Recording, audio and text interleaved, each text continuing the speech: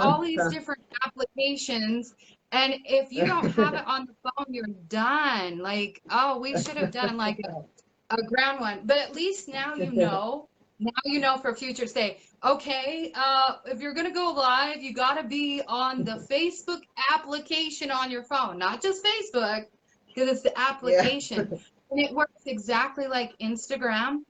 But I didn't want Facebook on my phone. Just like the only thing I keep on my phone is Instagram just because it's like you absolutely have to, right? But now we know Yeah. we're here. Yay! An hour later. Oh Finally. my God. I feel so bad. Nah, it's I feel fine. so Don't worry about it. Don't worry. Okay, should we start this thing? Yes. So, so if everyone knows, so I was gonna introduce Elicia. If if no one knows who she is, she's Devon's mom.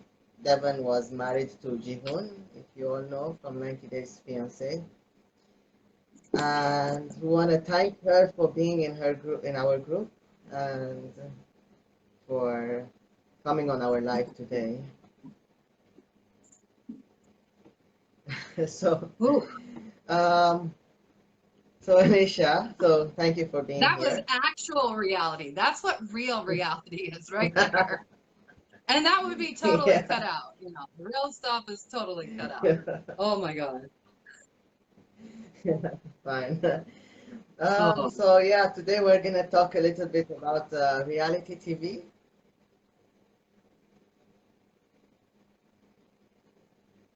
Can you hear me? yeah, let's talk about reality TV. I love reality TV. Yeah. It's so fun. Yeah. Uh, how many reality TV have you been on? Like reality shows? Like reality shows, just 90 Day Fiance the other way, part one and part two. Like, I never really Oh, thought about reality TV, and I don't think neither did Devin. And it was kind of just a fluke that all of it happened, and we got caught up in this yeah. tidal wave of 9 months, 9 months, and then basically two years of our lives. So it was like everything happened in nine Mm-hmm. months, and then it was this long spread out thing from season one to season two because we were filming season one as season one was airing, and then we Mm-hmm. started filming season two right as season one was ending. So what's a unique opportunity for Devin and Jihoon's relationship is that everybody actually got to see their entire beginning of their relationship and the end of their relationship. So, Mm-hmm. but then they dragged it out for 2 years. So this 9 month span of time was crammed in, and then, you know, for the world to see. And I think that's why so many people were upset that Devin and Jihoon got divorced. I think they really wanted them to make it, but they don't. Unfortunately, they didn't see how fast it was. And I think that's Mm-hmm. really what has kind of screwed with people's minds. But yeah, that's it. No reality Yeah. TV for me. People get invested in the show. They do. So how was it? So how was it like being on reality for you personally? What was the pros and cons about it? Well, what I like most about reality TV, what I like most about it is real life. So the people that I meet in real life, I get to talk to them more, and they're more open and they share their stories more. Um, it it kind of people end up putting their guard down, so you get to meet more people in real life. So the benefit of real Mm-hmm. life, it is worth the risk, right? As far as online goes, you're at the mercy of editing, and like you can go through so many scenarios in your mind. Like imagine, if you will, that you were being followed by a camera crew for weeks and weeks at a time, for 10, 11 hours a day, and you could if you were to just take chunks out of each part of the day, you could spin like 100 different stories. And I actually think what would be a fun reality TV series is they should follow a couple for like, Mm-hmm. you know, maybe a month, and then spin all these different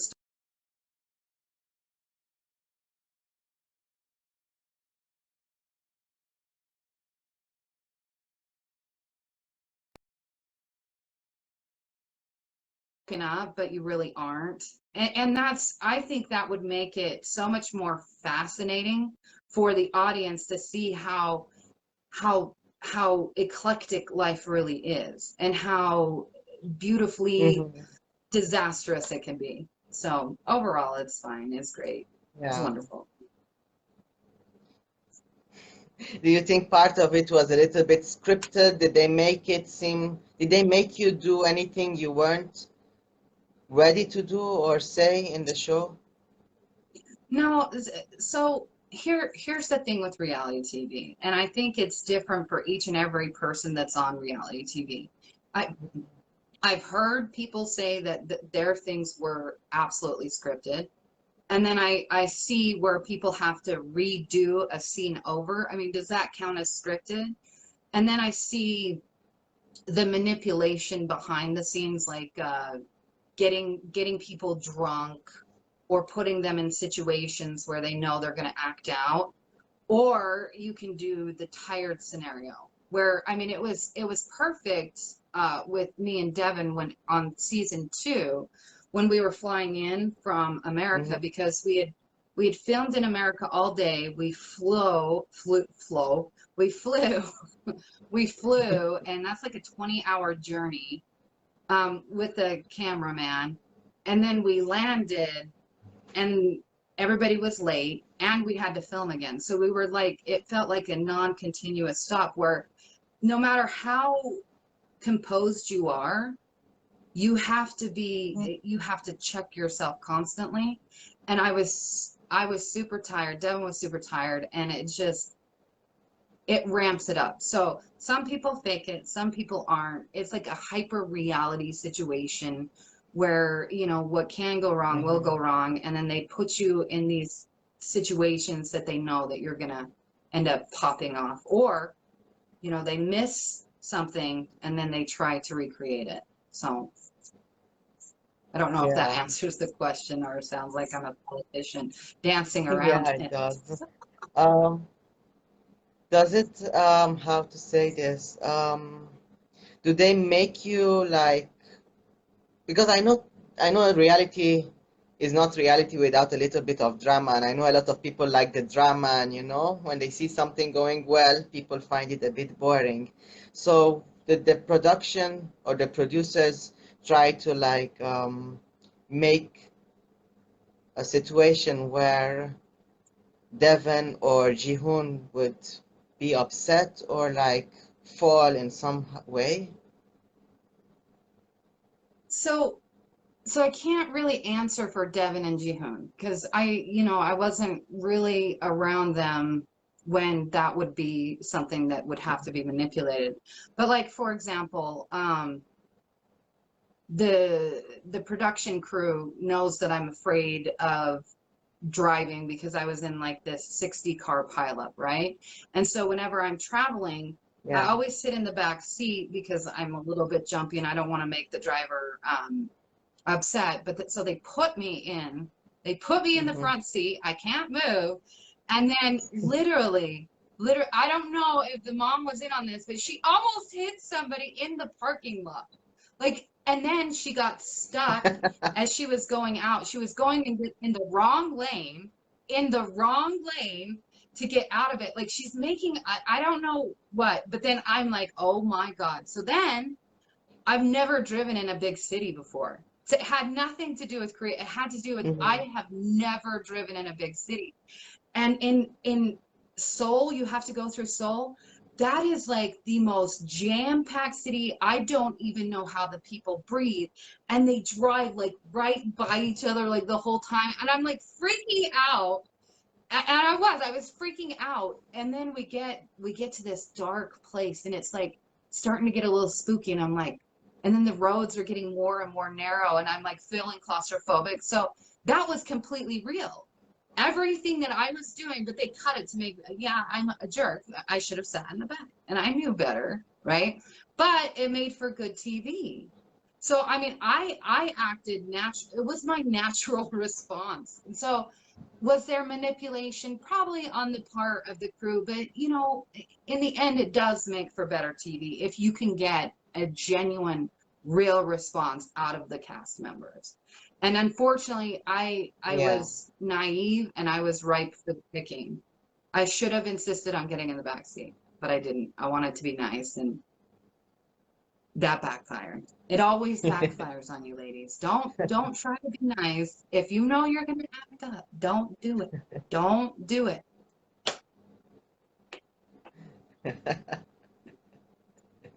Well, yeah, I remember the one scene when you were grabbing out the car. Yeah. Yeah, dude. I think I was set up. I don't know. I mean, it could be kismet, you know, just something awesome that it just made it work, you know. It worked. Yeah. Well, it was an experience, so at least one day, you experience sitting in the front seat in South Korea. So, Yeah.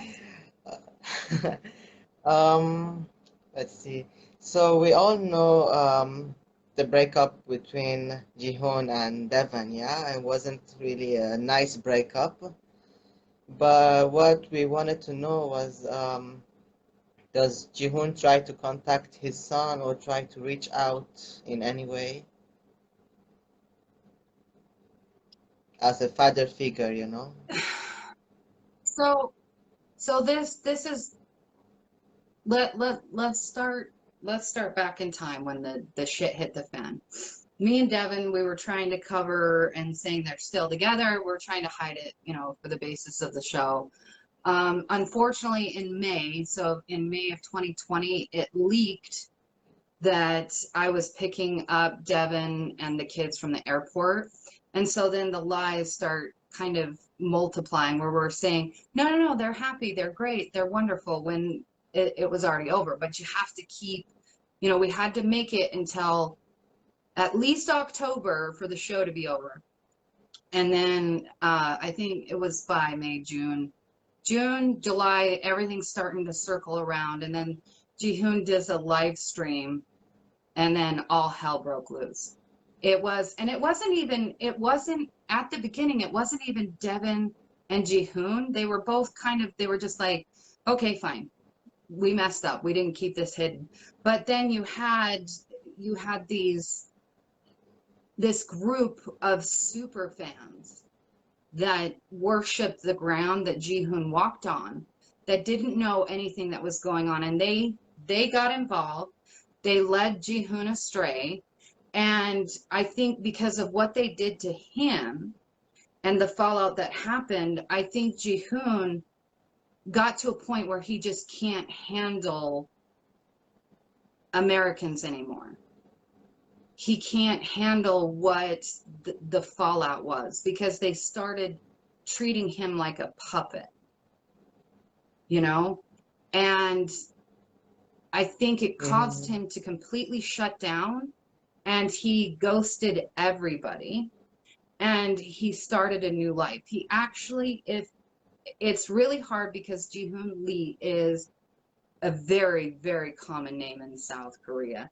But I happen to be friends with the landlord that we stayed at in Ilsan, and he keeps tabs just to let me know what's happening.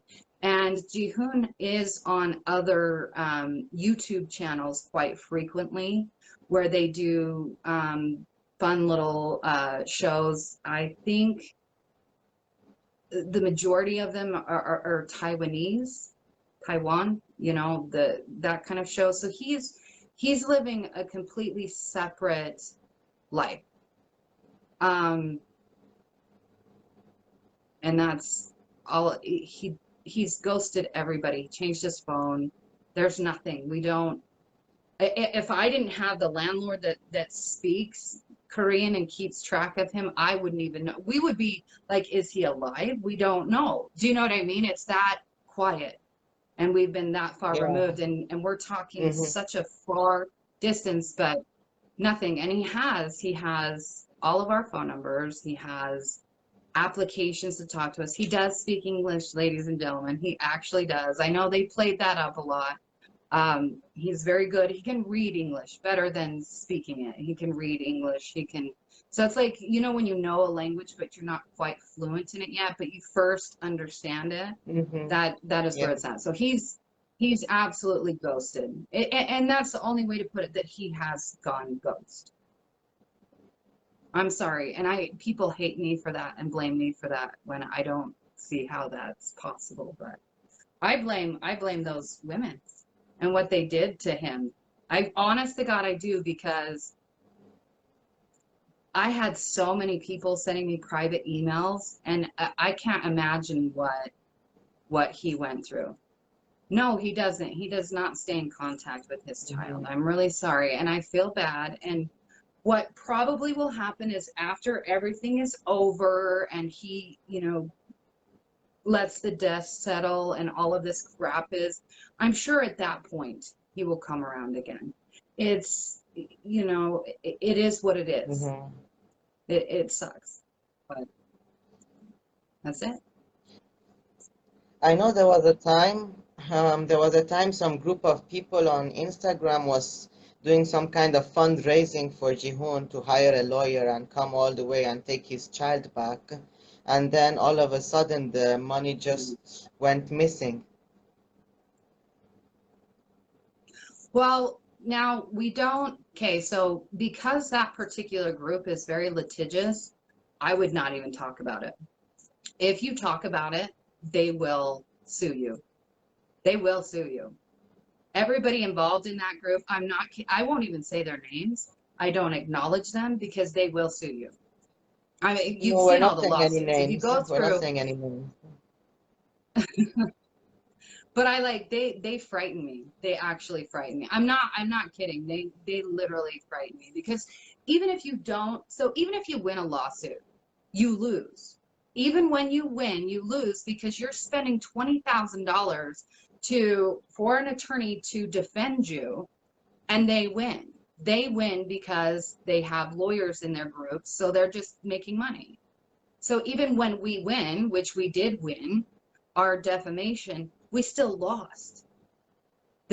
We still lost. So it's like, I try to avoid, there's a group of people online that I completely avoid them, because I don't know if it's like some kind of vengeance thing where they just want to drag you through that, knowing that you're going to be paying for it, if that makes any sense. So yeah. Mm-hmm. And that's the group I'm It talking does. about, that I Yeah. think that what that is what has given Jihoon a bad taste in his mouth about America in general. Totally. Mm-hmm. I think probably they used him to make some money out of him, maybe? Or what do you think? I wouldn't even speculate on that, because that's libelous, and I could be liable. You're safe in your country. I'm not here. So I wouldn't even speculate. Lawyers are expensive. And I'm sure every single penny of that Mm-hmm. 17,000 went towards what they said it was going towards. And then Jihoon did get a bill for another 11,000, because yes, attorneys are very expensive. And I am sure that every penny that was raised went towards paying for those lawyer fees to help Jihoon get his child, even though the live streams that they did actually ended up, if Jihoon had gone with the original divorce agreement, he would have been better off, because there was a live Mm-hmm. stream that this group of people did where Jihoon admitted to something that he shouldn't have, and the judge here sees that. So now Jihoon has to take a couple extra steps. He has to take anger management. He has to take a parenting class. And, so it actually, Mm-hmm. in the long run, was, I mean, he should have admitted. I mean, you want to admit and be truthful, but it was weird that this group of people that are looking out for his best interests would ultimately be worse overall. Sorry, being very Mm-hmm. vague because they scare me. They scare me a lot. It's fine. And you're We safe. can, I'm not. we can, yeah. You're fine, don't worry. So, how's the kid doing? Oh, mm. They're doing so well. I mean, we're all still living in limbo, Mm-hmm. but once all the contracts are up and everything is going to be great, we'll be free again. But the kids are doing fantastic. Drusilla is doing so great in kindergarten. She has all of these friends. It's been really a positive experience for him, for her. I was thinking of Taeyang at the same time. Taeyang's getting older. He's really smart.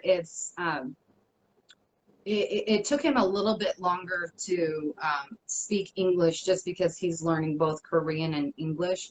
So he was a little bit more silent, but now Mm-hmm. it's there and they're working on it together. So everybody's happy. It is great. All that crap aside, life is quite wonderful. It really is. Yeah. Do you talk about his dad to him so he can know his dad, or you just keep that aside? I don't. I would have no need for that. I'm the grandma. I'm grandma. So what happens? They come over to Mm-hmm. my house and he plays with cards and we set up race tracks and everything. And then me and Drusilla, we like to play Mm-hmm. Minecraft together. We're building epic worlds. I'm trying to build a multi-layer, I want to build a multi-layer maze, like somehow like do that, like all epic and everything. So there's no need for grandma to say anything, because you go to grandma's house to escape. Yeah, that's true. You go to play with cars and eat ice cream when you're not supposed to eat ice cream. And that's my job. That's my job. I'm grandma.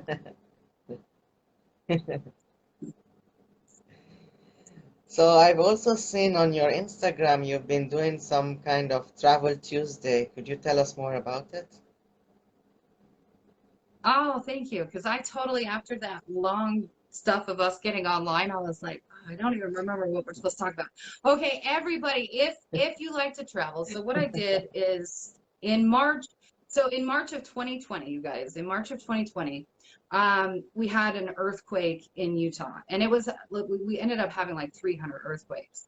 It was really stressful. Me and Raven were like, "What the," because it's unnerving because it's an upper level earthquake, so you can actually feel it.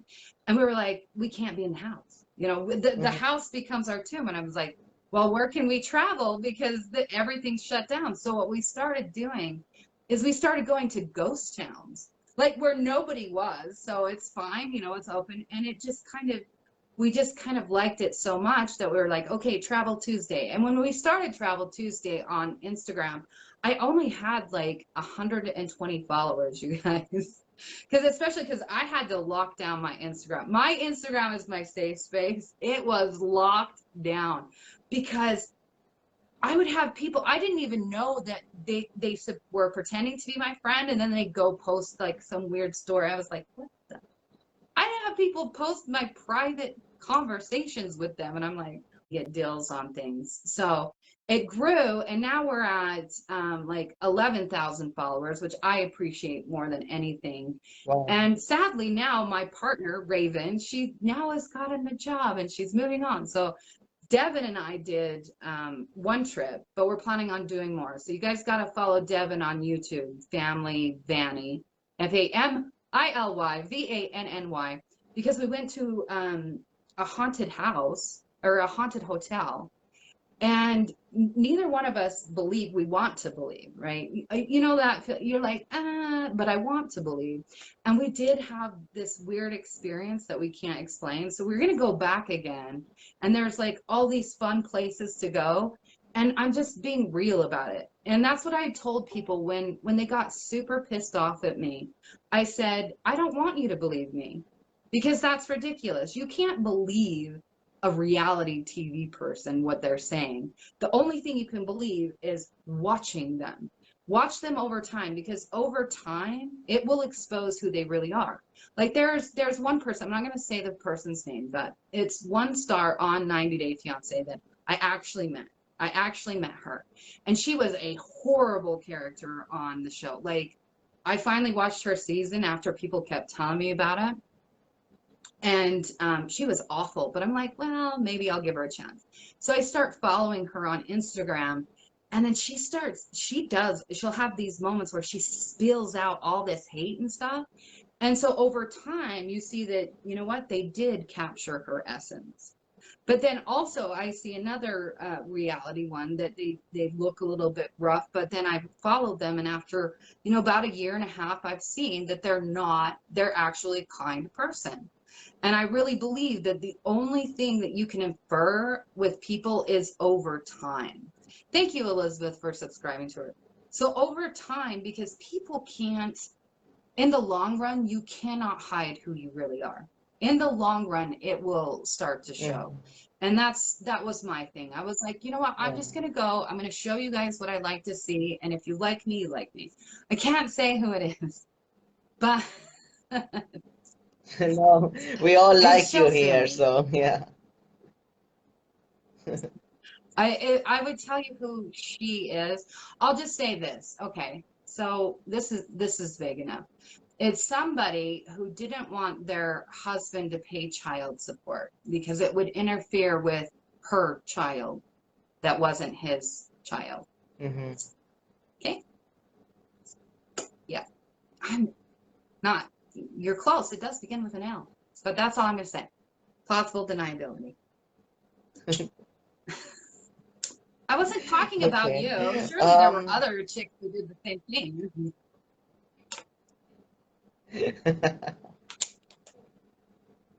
Sorry, guys. When you do your travel Tuesday, do you travel within the country, or you want to travel outside the country from time to time? Do you plan on traveling to different countries, obviously I or you can't plan travel on sticking outside. to? Right now I can't. Obviously, like, because of everything that's happening, right? So what I've been focusing on is going to places that aren't as populated, because what I want to show, if you watch my Travel Tuesday, what it's like is as if everything was normal still, because I go to such different secluded locations where it can be normal still. So it gives you that glimpse of what life was like before 2020. And that's been my whole goal. So I go to outdoor places. I mainly stay in like the West. Utah, Idaho, Wyoming, Nevada. I've gone to Nevada a couple times, but that was not like, it was bizarre. It was weird, especially Las Vegas. Las Vegas was so bizarre. But and then I'm going to go to Colorado and Nevada. So I'm just kind of, there's so many things in our little Western states that's kind of where I'm staying for right now until everything is over. And then maybe I would love to, I want to Like go the to whole Russia program. really bad. Yeah? Yeah. Yeah, I'd love to go everywhere. Would you like to try to travel to Beirut? No. There's some countries I would No. not go to. Like that, like, am I going to go to, No. Yemen? I'm not going to go to Yemen. That would be horrible. Would I go to the Yeah. Sudan? Not right now. I mean, would I go to, there's so many countries that obviously, I mean, there's like 194 countries. Could you imagine if you could even afford to do that? And then going places where just not good, not good. I'm not going to go to those places, but there are places that would be wonderful. I would love to go to Scotland. I would love to, but realistically, if I had to pick a country and I could go to only one country and everything was pre-2020, right? I would go to Venice, Italy. I've always wanted to go to Venice just because I find it so unique, the water, and just to be there. I started learning Italian, and so it breaks my heart that I probably will never ever be able to go to Italy. Sucks. Eventually, you'll be able to go. You know, never say never. That's true. Things can change. We've seen it. We all understand that now. Yeah. So, what else do you want to share with us? I want to thank everybody for putting up me not wanting to download the app. I will be uninstalling it after this because I just can't. Facebook. I don't want Facebook on my phone. I have Instagram on my phone. It would be like downloading Twitter too. It's too addictive. It's too addictive. Like I'm already addicted to Instagram, so I've got to slow the thing. I want to say thank you to the 90-day fandom in general because I know that we've been through this horrific ride. And I know that a lot of people are angry, and I know they were angry with me. I get many, many much love mail, you know. But I also get the support of people that understood that there was something more to it. And so I understand people's anger if you were to just watch the show. I get it. I'm not, I knew a year before it aired what was going to happen. And the ones that actually listened to me when I was smaller and I said, just don't believe me, just give me a chance. Just watch me. And after watching me for a while, you think I'm a raving lunatic, fine. But just give me a chance. So to those people, especially on Instagram, because that's where I stayed focused, I thank you for giving me a chance because I know that watching that season, I didn't deserve the chance, but I do thank you guys for giving me that chance. That's it. You're welcome. So, I just have one more question before we round out. Um, how do you deal with the trolls? Well, so the trolls mainly just go to Instagram, which I think is weird. Do you know what I mean? There's so many more avenues that I'm at that you could find me. On YouTube, I will fight them back and talk to them. But on Instagram, I just I block. I just block. My Instagram is my like safe haven, so I just block. It's almost pointless to fight with them because it's more important. So the amount of time that most people spend fighting with trolls, they could instead spend that time interacting with the people that like them and bring them joy. And so that's what I do. I talk to my Mm-hmm. people that like me, and then when I get one and I just block, boom, you're done. You know, not going to deal with it because it is a waste of energy. Instead of wasting that time, waste it on your Mm-hmm. friends, waste it on smiling, Yeah, waste it on the nice yeah, that's true. comments. Mm-hmm. Seriously, because it is, you're giving attention to a Mm-hmm. dick. Like in the end, you really are. You know, you've got all these nice people here, but you're focusing here on this yucky person. No, don't do that. Go Yeah. here to the lights. It's wonderful. Yeah, that's what I do now. Mm-hmm. It's fun. Okay, so would you give us your Instagram, like say the Instagram name, so people could follow you there, your YouTube, and if you have any other app that you'd like people to subscribe to you, you could give us your name so they could follow you. Okay, so definitely check me out on Instagram because that's where I do my travel Tuesdays. It's just Elicia.Clegg. So Elicia dot Clegg. I'll pop up. There's, I didn't try out for a blue check mark. I just think whatever. And then it's the same on Facebook. It's just Elicia Clegg. And then it's the same on YouTube, Elicia Clegg. And luckily, my name is kind of unique where there's not very many. On YouTube, if you do look for me, you have to post, or when you do Elicia Clegg, Elicia Clegg, you just click on channel and it'll be the first one to pop up. So there you go, guys. Sorry Oh, for the madness this morning. perfect. It was nice having you on here. No, thank you for having me. and hope we get to do this again, and we will talk soon. Yeah, if we do it again, I'll make sure I have the app. I'll be like, oh, let me hurry and download that real quick. Yeah. Yeah. Well, thank you No so much. worries. I So am going to let you guys thank go. you for I'm going to coming go. on, and